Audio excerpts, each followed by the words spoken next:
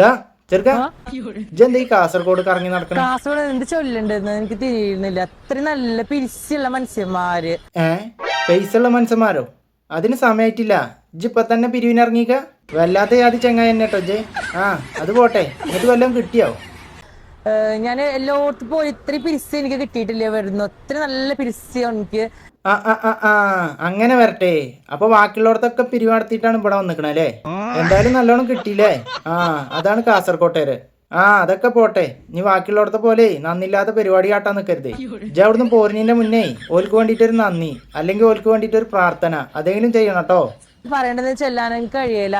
ആ ആ ആ ആ അനക്കൊന്നും ചെല്ലാനും പറയാനും അറിയില്ലാന്നോ? എന്നിട്ടാണ് സകല മീഡിയ കൂടിയും പോയിട്ടേ ഉള്ള സുഹൃത്തുക്കളും ഉള്ള ദൂകളൊക്കെ ചെല്ലുന്ന.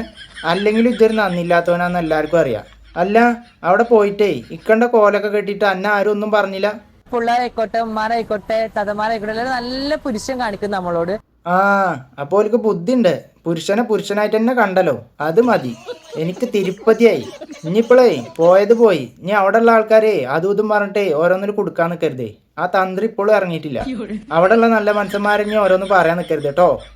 അറ്റാച്ച് ചെയ്യുന്നത് നമ്മളെ നല്ലൊരു പുരുഷൻ കാണിക്കുന്നത് നമ്മളോട്. എന്ത് അറ്റാച്ച് ചെയ്യാനോ? അയ്യയ്യേ എന്തൊക്കെയാണ് ഈ പറയണേ? പുരുഷ അറ്റാച്ച് ചെയ്യാൻ കാണിച്ചു എന്നോ? ഇജ്ജ് അവിടുന്ന് പോന്നാ. എന്നിട്ടേ ആ തലമ ചിറ്റിക്കണ പാലാസ പാൻ്റൊക്കെ അല്ലേ അതൊക്കെ ഊരിയിട്ടേ ഒരു തൊപ്പിട്ടിട്ടേ ആ പള്ളിക്കൊന്ന് വെക്കാം. ഓ ഇജ്ജ് ആള് തിരക്കടില്ലല്ലോ.